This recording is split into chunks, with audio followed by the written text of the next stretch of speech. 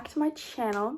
It's Jessica here. So for me, or for my school, finals is coming up. I know a lot of people have already passed that, but I still have it. I wanted to show you guys some ways that help me study and also some note-taking tips, because I feel like for me, the only way to be able to study is to have solid notes to study off from. So I'm also going to show you guys how I take notes. All right, let's get into the video.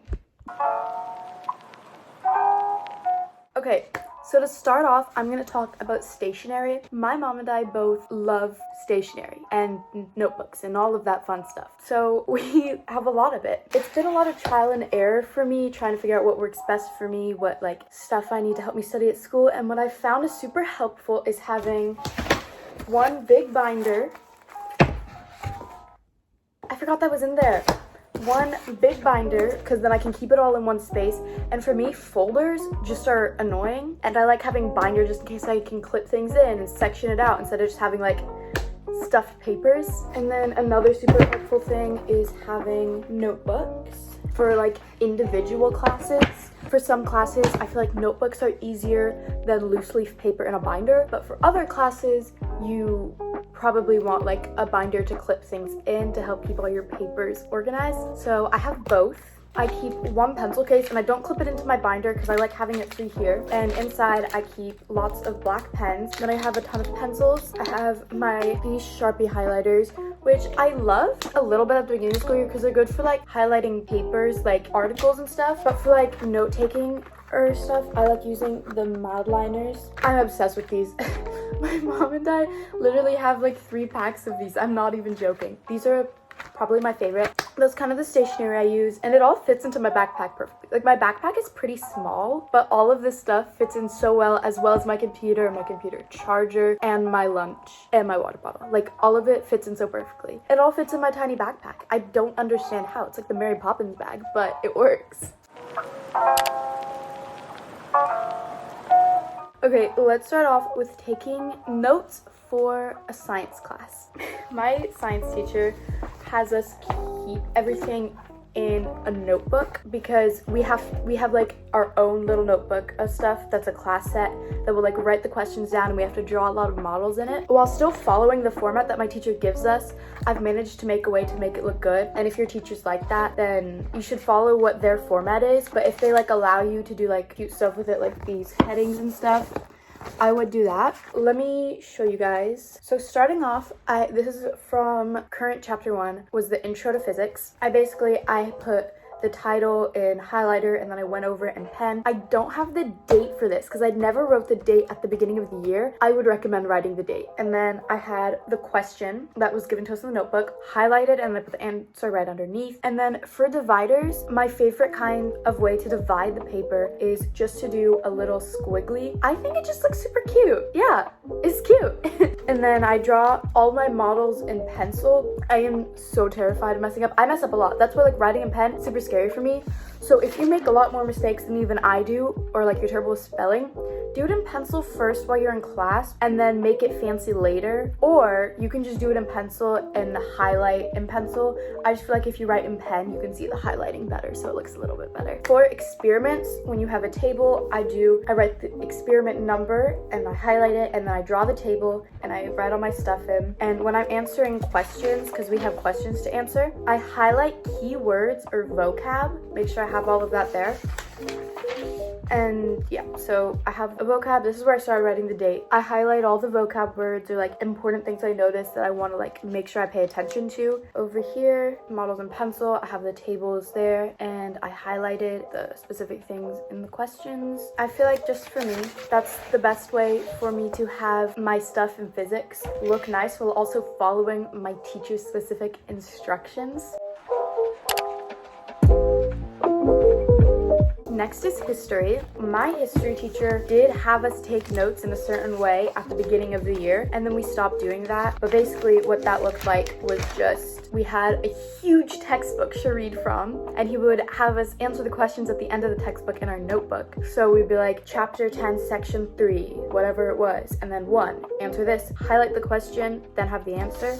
It was fine. I don't really care that much about how we did it. Now we have a little bit more freedom because we're not using a notebook anymore, or we don't have to. So when I'm gathering information for my history essays, what I have been doing is I write the title in big. Underneath, I like have sections. So for example, right now I'm gathering research on religion in Africa. So I'm starting off by making a subtitle, Christianity, one of the main religions, and then I just have bullet points of a ton of things from my research, and I underline like important things that I want to make sure I like. This is something you don't have to use like the other words. Make sure this specific thing is in your essay when you're using this evidence, or this is the main part of the evidence. It's a great way to like help gather information, especially when you're on a time crunch.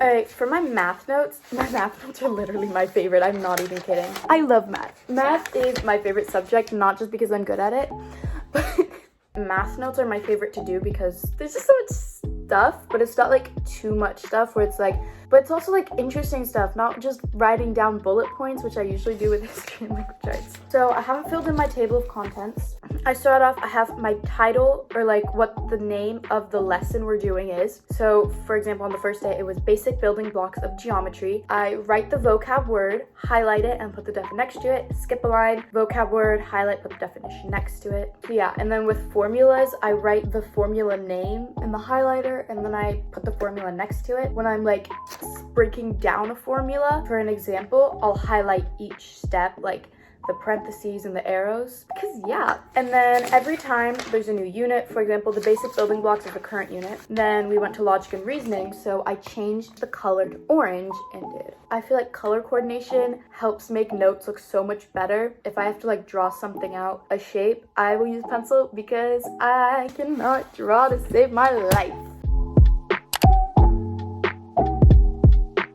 Okay, so for language, I haven't gotten a notebook for that because we don't really take notes in that class. Instead, she'll like give us vocab lists that we just like use as a study sheet, or that we can just look at, and we have a packet to look at. So I feel like a notebook isn't really necessary, but I still, like at the beginning of the year when she was just talking at us, I did take nice notes, but I didn't have all my stuff then, so they were not that good looking. So I'm gonna show you guys how I would typically take notes for my French class and how I was doing it for a little bit.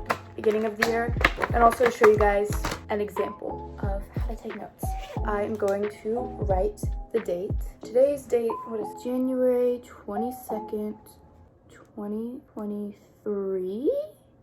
Let's use purple today. I haven't gotten to purple in any of my classes because I always do it in rainbow order. So at the top, I'm just gonna write family in French, and I write it in all caps. And then I am going in with my pen, and then I'm going to write the title over the highlighter in cursive. I did not know that not everyone was forced to learn cursive in elementary school. For me, my parents made me learn it when I was in like kindergarten and first grade, and then in second grade, we were required to do it for like a couple months. So one thing I recommend is cursive worksheets. I actually made some, so I will link down those below, and I'll also leave handwriting worksheets down below because I know a lot of people want to work on their handwriting just like that, and it looks super cute. For some things, if you are a visual learner, especially when it comes to languages, one thing I love doing is drawing pictures. So let's do dog. We'll write dog dash and then it's chien, and then draw a dog next to it. Trust me, it'll help so much to draw a picture, especially with languages. I had no idea. I think it was like when we were learning what pig was. I had no idea that that was pig, and I wrote it in my notes, but I didn't draw a picture. So every time I looked at it, I was like.